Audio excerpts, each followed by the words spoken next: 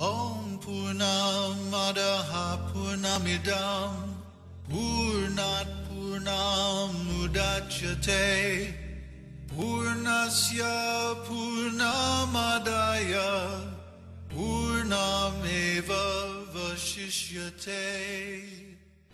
Hello, I'm David Hughes. Welcome to Your Perfect Body, the podcast of the Esoteric Teaching Community. Today's selection is additional comments on Śrīmad-Bhāgavatam, Mantra 6.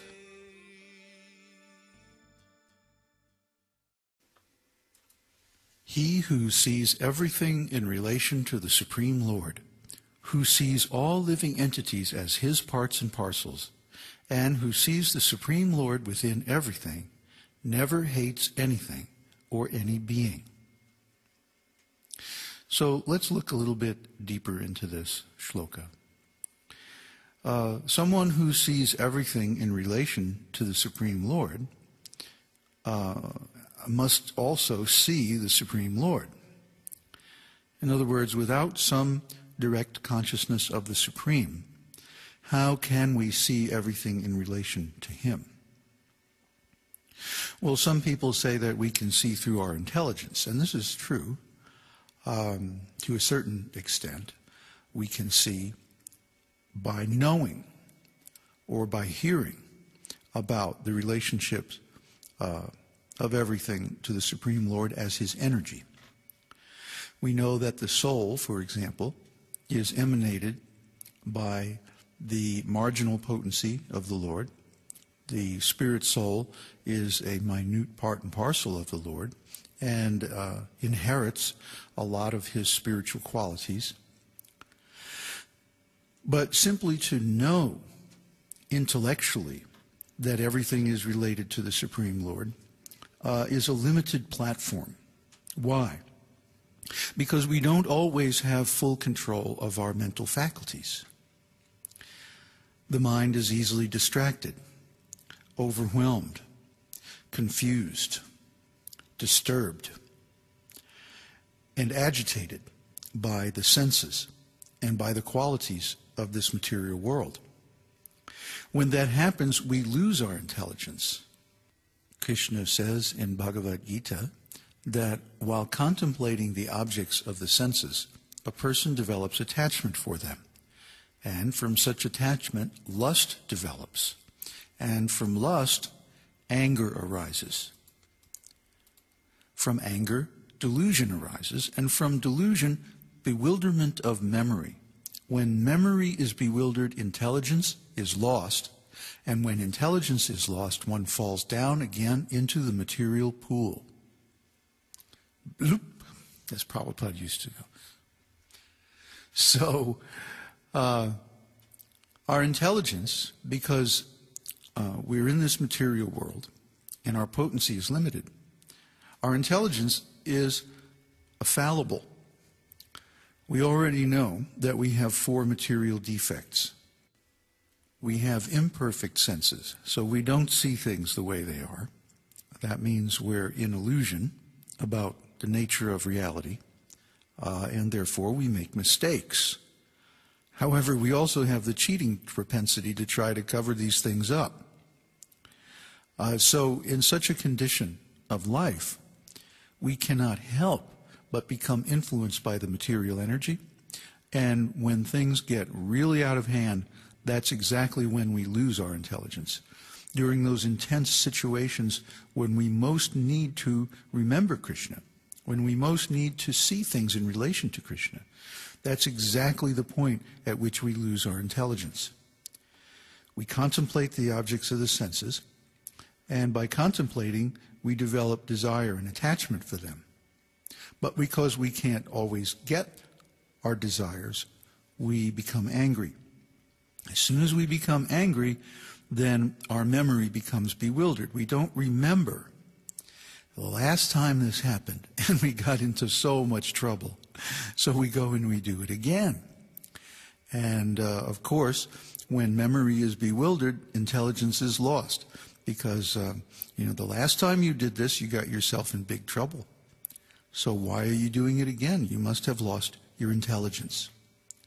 So in the midst of intense situations in material life, which are usually self-created, but that's another story, we tend to lose our intelligence and forget the very thing that we need to remember at that time, which is that everything is related to Krishna.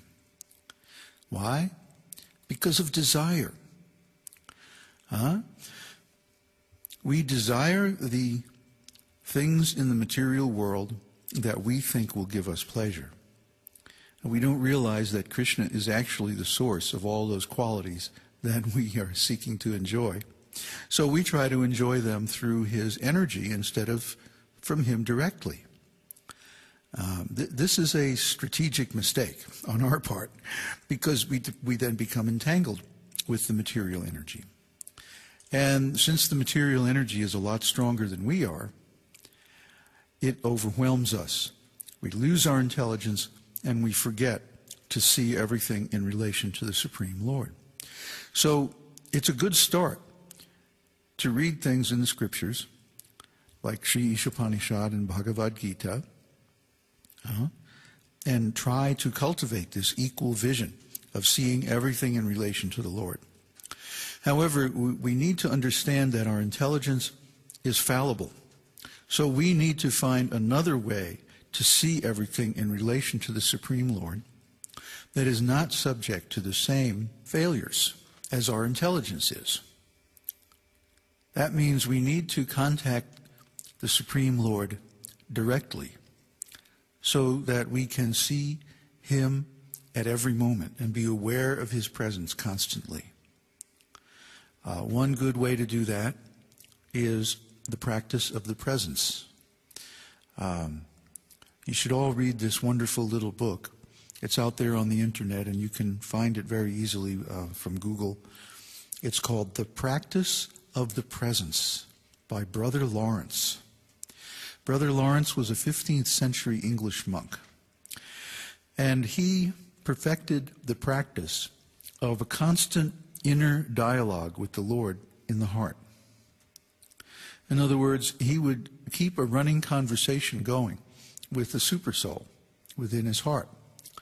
And by this means, he was able to remember the Supreme Lord constantly.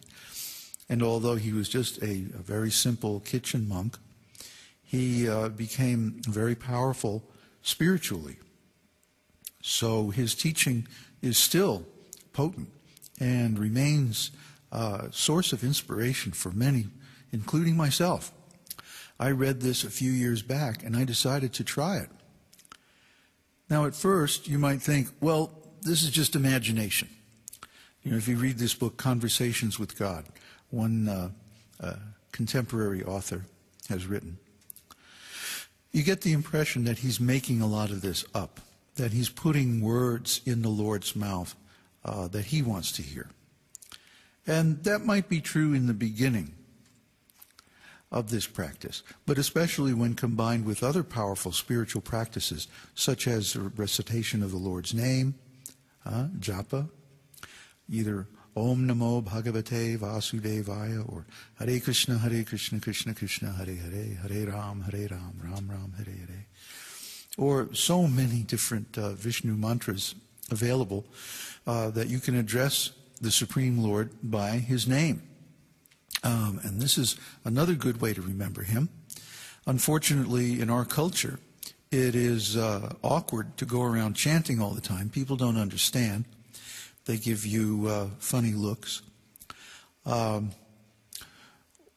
Another device that people use to remember God all the time is dressing a certain way, dressing in the robes of a monk, let's say, or a priest or something like that. And even this is losing favor in our culture, and you'll find that if you wear a vestment of some kind, that people will definitely treat you differently. So what is the key to remembering God at all times, to creating an infallible link with the Supreme Lord? Well, we have to have a personal relationship with him. Just like when you are in love with somebody, you think of them all the time. You can't get them out of your mind. So everything that you could find that is lovable about any person in this world or in any other world is originally present in Krishna. So those qualities that we find beautiful and attractive about our friends and lovers and mates and so forth are there in Krishna, in fullness, in perfection, and in unlimited quantity. So Krishna is the most lovable person. And when we do love him, we find that he reciprocates from within the heart. This is what people who try to approach God on an intellectual platform always seem to miss. That no matter how good our philosophy is, no matter how many Sanskrit verses we memorize,